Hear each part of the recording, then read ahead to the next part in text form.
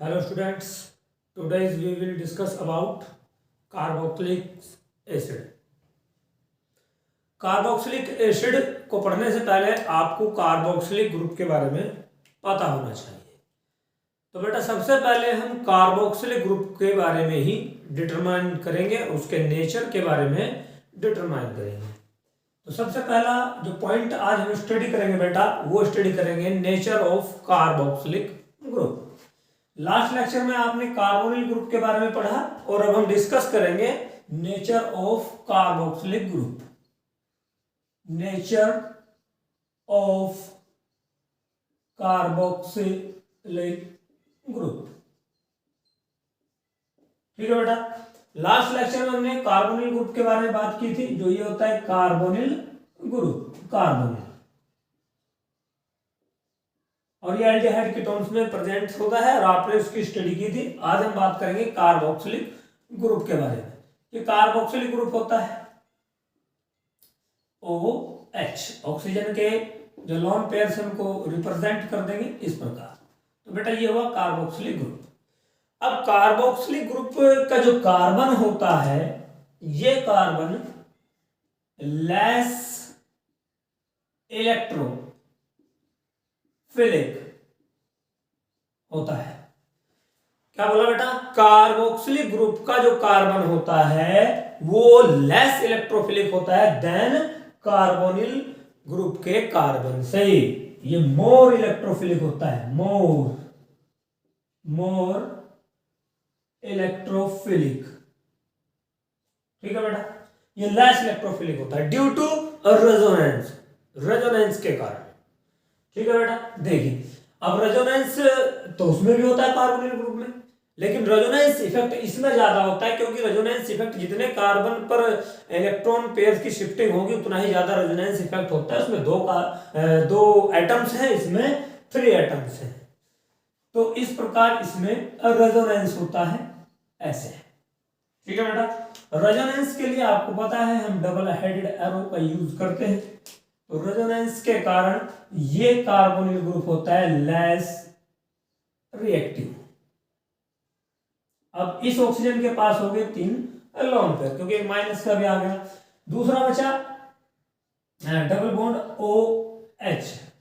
अब ऑक्सीजन ने यहां पर OH के ऑक्सीजन ने अपना एक लोन पेयर डोनेट कर दिया, तो ऑक्सीजन के ऊपर पॉजिटिव चार्ज आएगा, ये आ गया पॉजिटिव चार्ज, ठीक है बेटा। तो इस प्रकार रेजोनेंस होता है कार्बोनिल ग्रुप के कार्बोक्सिलिक ग्रुप में। कार्बोनिल ग्रुप का रेजोनेंस में क्या होता है, 2 स्ट्रक्चर बनती है, 2 एटम्स पर जो लोन पेयर है उसकी शिफ्टिंग होती है, जबकि कार्बोक्सिलिक ग्रुप में 3 एटम्स पर लोन पेयर की शिफ्टिंग होती है। इसी कारण इसमें जो रेजोनेंस इफेक्ट है वो मोर देन कार्बोनिल ग्रुप होता है, ठीक है बेटा। अब हम इसके बाद स्टडी करेंगे हम method of preparation of carboxylic acid.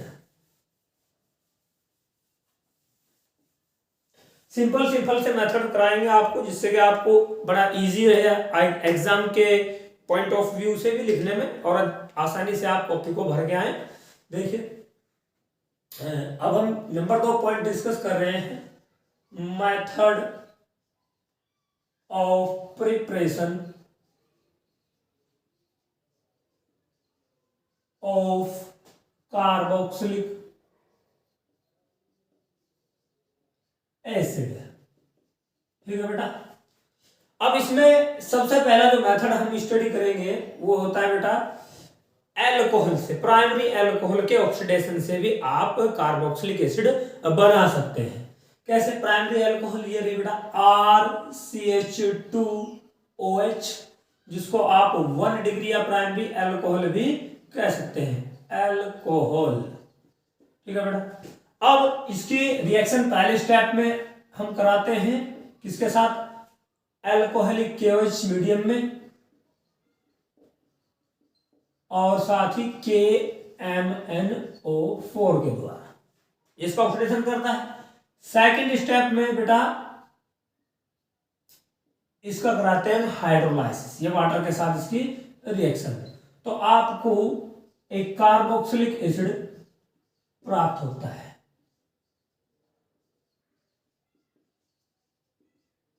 Acid. या इसके अलावा एक होता है Jones reagent. Jones reagent, Jones reagent क्या होता है बेटा? क्रोमिक ऑक्साइड CrO3 और सल्फ्यूरिक एसिड H2SO4 का मिक्सचर होता है। ये होता है बेटा जोन्स रिजेंट्स।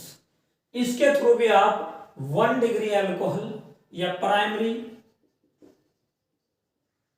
अल्कोहल का आप ऑक्सीडेशन कराकर उसको कार्बोक्सिलिक एसिड, कार्बोक्सिलिक एसिड में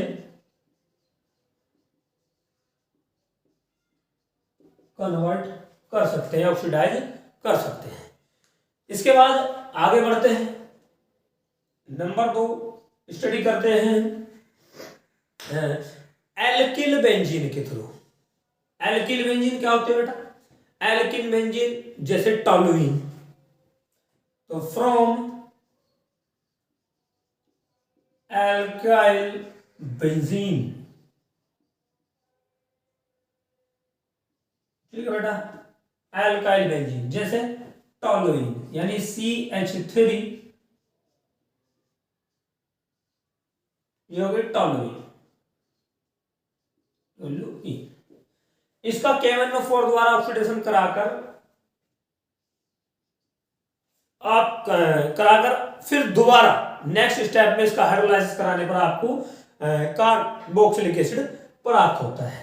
तो KMnO4 और बेसिक मीडियम में इसका आप ऑक्सीडेशन कराएंगे तो आपको प्राप्त होता है सोडियम या पोटेशियम, यानी सोडियम NaOH लिया है तो सोडियम बेंजोएट, लेकिन यहां पे यदि KOH लिया है तो पोटेशियम बेंजोएट आपको प्राप्त होगा, यानी COOK, पोटेशियम बेंजोएट 8, ये आपको प्राप्त होता है। अब नेक्स्ट स्टेप में आपको क्या कराना है? इसका नेक्स्ट स्टेप में बेटा कराते हैं हाइड्रोलाइसिस, यानी H2O के साथ रिएक्शन करा के एसिडिक मीडियम में आपको प्राप्त होगा बेंजोइक एसिड COOH, और ये फेनिल, ये बन गया बेटा बेंजोइक एसिड, ठीक है। एक और रिएक्शन यही, यदि चेन बड़ी है या 1 फेनिल प्रोपेन से, जिसमें चेन थोड़ी बड़ी हो जाएगी side chain, 1 phenyl propane CH2 CH3 meth eth pro, 1 phenyl propane, इससे भी आप इसका भी ऑक्सीडेशन कराकर आप कार्बोक्सिलिक एसिड बना सकते हैं। KMnO4 और KOH की प्रेजेंस में होगी तो वही आपको पोटेशियम बेंजोएट यानी COOK प्राप्त होगा, जिसका आप ऑक्सीडेशन कराकर हाइड्रोलाइसिस कराकर एसिडिक मीडियम में आप बेंजोइक एसिड बना सकते हैं। तो ये सिंपल से मेथड है, 2 मेथड आपने पढ़े। अब आगे पढ़ते हैं ग्रिग्नार्ड रिजेंट के थ्रू। ये भी एक बहुत सिंपल मेथड है, फ्रॉम ग्रिग्नार्ड रिजेंट्स। देख लेंगे आप, आपने 2 मेथड भी पढ़े, यहां पर स्टडी किए, एक प्राइमरी अल्कोहल द्वारा और दूसरा एल्किल बेंजीन के द्वारा। अब जो थर्ड पढ़ेंगे आप, वो पढ़ेंगे आप बाई ग्रिग्नार्ड रिजेंट्स। अब ग्रिग्नार्ड रिजेंट से कार्बोक्सिलिक एसिड प्राप्त करने के लिए आपको ग्रिग्नार्ड रिजेंट की रिएक्शन करानी होगी CO2 के साथ, ठीक है बेटा। देखिए कैसे होगी वो reaction. Number 3, from Grignard reagent, ठीक है बेटा। अब इसमें देखिए CO2 को हम इस प्रकार लिखें क्योंकि हम कार्बन पे जो ग्रिग्नार्ड रीजेंट से निगेटिव पार्ट या न्यूक्लियोफाइल आपको मिलेगा उसका अटैक भी शो करना है, प्लस RMgX। अब बेटा RMgX में Mg तो पॉजिटिव होता है और कार्बन होता है क्या, निगेटिव, यानी nucleophile, sorry alkyl group R, ये न्यूक्लियोफाइल होगा। ग्रिग्नार्ड रिएजेंट की ये प्रॉपर्टी है कि जो R होगा वो कोई एरोमेटिक रिंग या बेंजीन भी हो सकती है और वो कोई अल्काइल ग्रुप भी हो सकता है, जैसे CH3 से 2H5 etc। तो ये निगेटिव पार्ट अटैक करेगा इस CO2 के कार्बन पर और आपको यहाँ पर एक एडिशन प्रोडक्ट प्राप्त होगा जो अनस्टेबल होता है और उसका हाइड्रोलाइसिस कराकर आप क्या प्राप्त करते हैं, कार्बोक्सिलिक एसिड। देखिए इस प्रकार, तो ये CO negative double bond O RMgX इस प्रकार से एक एडिशन प्रोडक्ट प्राप्त होता है जिसका आप कराते हैं क्या, hydrolysis, H plus acidic medium में H2O। हाइड्रोलाइसिस कराने से आपको प्राप्त होगा RC≡OOH carboxylic acid plus MgXOH, ये आपको मिलता है।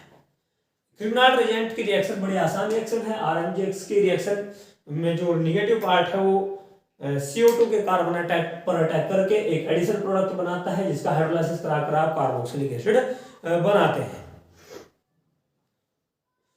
इसके अलावा नाइट्राइल से भी इसको आप बना सकते हैं। देखिए कैसे। Number 2 from nitriles. नाइट्राइल्स के द्वारा देखिए नंबर 4 फ्रॉम नाइट्राइल्स, ठीक है बेटा। नाइट्राइल्स क्या, RC≡N प्लस, ये रिएक्शन आप एसिडिक मीडियम में भी करा सकते हैं और ये रिएक्शन आप बेसिक मीडियम में भी करा सकते हैं, प्लस H2O। तो यहां पर मैंने कहा ये रिएक्शन एसिडिक मीडियम में भी हो सकती है और ये बेसिक मीडियम यानी OH माइनस की प्रेजेंस में भी हो सकती है। तब उस कंडीशन में आपको मिलता है बेटा एमाइड। ये हो गया नाइट्राइल और H2O के साथ मैंने कहा रिएक्शन एसिडिक मीडियम में भी होगी बेसिक की, इसलिए हमने दोनों दिखा दिया, H+ भी और H- भी, लेकिन दोनों कंडीशन में बनेगा एमाइड, यानी RC≡ONH2, ये बनेगा बेटा एमाइड, जिसका हाइड्रोलाइसिस करा देंगे आप और आपको कार्बोक्सिलिक एसिड प्राप्त होगा RCOOH। ठीक है बेटा। एक जो मेथड था ये बड़ा आसान मेथड है। इसके अलावा एक और सिंपल सा मेथड है फ्रॉम एसिड या acyl chloride. Number 5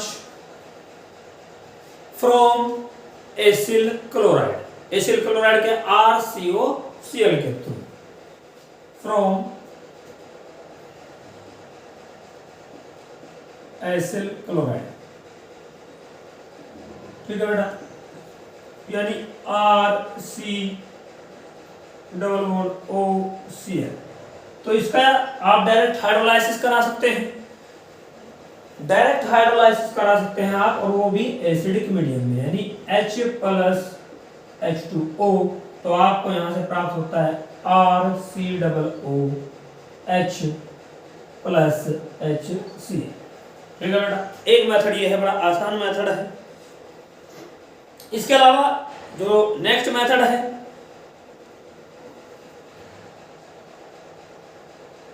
from acetic anhydride या acid anhydride. Number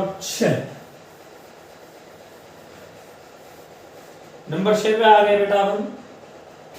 number 6 from acid anhydride. ठीक है बेटा, एसिड एनहाइड्राइड क्या होते हैं? किसी भी कार्बोक्सिलिक एसिड से के दो मॉलिक्यूल, किसी भी कार्बोक्सिलिक एसिड के दो मॉलिक्यूल जब आपस में कंबाइन होकर वाटर का मॉलिक्यूल सेपरेट करे तो वो उसी एसिड का एनहाइड्राइड कहलाता है। जैसे कि कोई भी एसिटिक एसिड है, उसके दो मॉलिक्यूल आपस में कंबाइन हुए और वाटर का मॉलिक्यूल वहां से एलिमिनेट हुआ, तो जो स्पीशीज बचेगी वो होती है उसी एसिड की एनहाइड्राइड। एसिटिक एसिड लिया तो एसिटिक एनहाइड्राइड, थैलिक लिया तो थैलिक एनहाइड्राइड, उसी के अकॉर्डिंग एनहाइड्राइड बनते हैं। ठीक है बेटा, देखिए ये एसिटिक एनहाइड्राइड है CH3 CO CH3 COO। इसका हाइड्रोलाइसिस आप कराएंगे H+H2O। तो आपको इस प्रकार मैं यहां पे दिखा देता हूं कैसे होगी रिएक्शन। ऐसे ऐसे जो H2O है, एक OH इधर, OH और एक हाइड्रोजन इधर H2O, इस प्रकार इसके साथ ऐड होगा और आपको दो एसिडिक एसिड के CH3COOH के मॉलिक्यूल प्राप्त होंगे। Acetic acid acid acetic acid. ठीक है बेटा, ये एसिटिक एनहाइड्राइड। ठीक है बेटा, इसके अलावा एक बहुत और सिंपल सा जो मेथड है वो ये है कि जो एस्टर्स होते हैं, एस्टर्स से भी आप एसिड बना सकते हैं। क्योंकि एस्टर कैसे बनता है? एस्टर एसिड से ही बनता है। जब हम किसी एसिड में अल्कोहल को मिला देते हैं तो जो बनता है वो एस्टर कहलाता है, और इस एस्टर का हाइड्रोलाइसिस जब आप कराते हैं तो आपको अल्कोहल और एसिड प्राप्त होता है, यानी पैरेंटल स्पीशीज एस्टर की प्राप्त होती है। देखिए इसको, जैसे ये एक एस्टर है, फेनिल एस्टर ले लेते हैं बेंजोइक एसिड का COOC2H5 एस्टर। ठीक है बेटा, एस्टर ऑफ बेंजोइक एसिड। तो हमने कहा जो एस्टर होता है दो स्पीशीज से मिलकर बनता है, एसिड और अल्कोहल, और जब इस एस्टर का हाइड्रोलाइसिस आप कराएंगे तो पैरेंटल स्पीशीज यानी वही एसिड और वही अल्कोहल जिससे वो मिलकर बना वो आपको प्राप्त होगी। एसिडिक मीडियम में हाइड्रोलाइसिस कराएंगे तो आपको बेंजोइक एसिड और एथिल अल्कोहल यानी पैरेंटल स्पीशीज प्राप्त होती है। C2H5OH बेंजोइक एसिड, और क्या मिला बेटा एथिल अल्कोहल। ठीक है, इसके अतिरिक्त इसके अलावा भी एक और रिएक्शन है, बड़ी इंपॉर्टेंट रिएक्शन है, वो कोच रिएक्शन। कोच रिएक्शन में क्या होता है बेटा? कार्बन मोनोऑक्साइड, कोच रिएक्शन में कार्बन मोनोऑक्साइड की रिएक्शन H2O से कराते हैं और आपको फॉर्माइल ग्रुप या हम कहें कि फॉर्मिक एसिड प्राप्त होता है। देखिए और ये हो गई नंबर 7 और number 8 coach reaction. Coach reaction में क्या होता है बेटा? कोच रिएक्शन में कार्बन मोनोऑक्साइड की रिएक्शन पहले स्टेप में किसके साथ होगी? वाटर के साथ, और आपको प्राप्त होगा क्या? फॉर्मिक एसिड, यानी carbon monoxide plus H2O arrow HC double bond OOH, ये रहा फॉर्मिक एसिड। ठीक है बेटा, अब इसकी रिएक्शन कराते हैं हम एल्कीन पर। प्रोपिलीन ले लेंगे, यानी CH3CH डबल बॉन्ड CH2। अब आप देखेंगे ये होती है एक अनसिमेट्रिकल एल्कीन, यानी अनसिमेट्रिकल एल्कीन, जिसका नाम है प्रोपीन, प्रोपीन। ठीक है बेटा। अब इस पर रिएक्शन कराएंगे किसकी हम, फॉर्माइल ग्रुप की, यानी जो फॉर्मिक एसिड है उसकी रिएक्शन आप कराएंगे तो अब फॉर्मिक एसिड से H+ निकलेगा, यानी इस प्रकार HCOO- और H+। अब यहां पर आता है बेटा एक रूल, मार्कोनिकोफ रूल, क्योंकि ये हो गई अनसिमेट्रिकल एल्कीन और इसका रिजेंट का जो नेगेटिव पार्ट है यानी HCOO- जो है वो उस कार्बन पर जुड़ेगा जहां पर हाइड्रोजन की संख्या कम होगी। यही होता है मार्कोनिकोफ रूल और इस प्रकार भी आपको एक एसिड प्राप्त होता है और जो हाइड्रोजन है वो यहां पर ऐड हो जाएगा। तो ये मिला आपको एक एसिड CH3COOH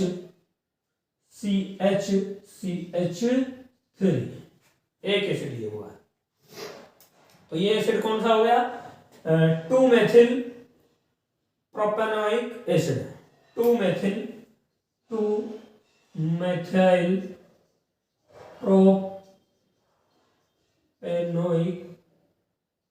एसिड, इस प्रकार 2-मेथिल प्रोपेनोइक एसिड। ठीक है बेटा। अब इसके बाद हम बात कर लेते हैं फिजिकल प्रॉपर्टीज की, physical properties of carboxylic acid. Carboxylic acid में फिजिकल प्रॉपर्टीज, सबसे पहले बात करते हैं हम इनके बॉइलिंग पॉइंट्स की। नेक्स्ट है physical properties of carboxylic acid. ठीक है बेटा, physical properties of carboxylic acid. अब देखेंगे number 1 boiling point. Boiling point क्या है बेटा, कार्बोक्सिलिक एसिड्स के बॉइलिंग पॉइंट्स जो होते हैं अल्कोहल और फिनॉल के कंपैरिजन में, यानी अल्कोहल और फिनॉल्स के कंपैरिजन में कार्बोक्सिलिक एसिड के जो बॉइलिंग पॉइंट होंगे वो हाई रहेंगे due to intermolecular hydrogen bonding strong. वो भी हाइड्रोजन बॉन्डिंग अल्कोहल और फिनॉल्स में भी होती है लेकिन वो वीक होती है, उससे ज्यादा स्ट्रॉन्ग हाइड्रोजन बॉन्डिंग होती है कार्बोक्सिलिक एसिड। दूसरी बात करेंगे हम फिजिकल प्रॉपर्टी में बॉइलिंग पॉइंट। बॉइलिंग पॉइंट बेटा डिपेंड करता है नंबर ऑफ कार्बन। यदि किसी कार्बोक्सिलिक एसिड में इवन नंबर ऑफ कार्बन्स हैं और दूसरे कार्बोक्सिलिक एसिड में ऑड नंबर ऑफ कार्बन्स है, तो इवन नंबर ऑफ कार्बन्स का जो एसिड होगा उसका जो मेल्टिंग पॉइंट होगा वो ग्रेटर देन होगा इवन के, क्योंकि मॉलिक्यूल में सिमेट्री आ जाती है और इसकी स्ट्रक्चर क्लोज पैक हो जाती है और यही कहलाता है अल्टरनेटिंग इफेक्ट। इस इफेक्ट के कारण ही यानी जब even number of carbon atoms हो किसी एसिड के पास तो उसका मेल्टिंग पॉइंट हाई रहेगा। नेक्स्ट बात करेंगे हम सोल्युबिलिटी की। सोल्युबिलिटी में बेटा सोल्युबिलिटी डिपेंड करती है कि वाटर के साथ कितनी जल्दी हाइड्रोजन बॉन्डिंग बना रहा है। नंबर 3 है सोल्युबिलिटी। सोल्युबिलिटी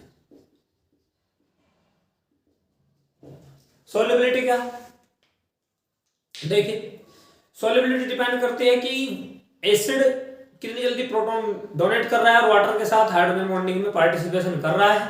तो 4 कार्बन तक के जो कार्बोक्सिलिक एसिड होंगे बड़ी तेजी से सोल्यूबल होंगे वाटर में और up to above than 4 carbon के जो कार्बोक्सिलिक एसिड होंगे वो लेस सोल्यूबल होंगे वाटर में ड्यू टू स्टेरिक इफेक्ट और या इंक्रीजिंग साइज, क्योंकि साइज इंक्रीज होगा तो इलेक्ट्रोनेगेटिविटी घटेगी और इलेक्ट्रोनेगेटिविटी घटेगी तो जो प्रोटॉन का डोनेशन है ऑक्सीजन के पास से वो बड़ी लेस कंडीशन में होगा। ठीक है बेटा, तो आज के लिए बस इतना ही।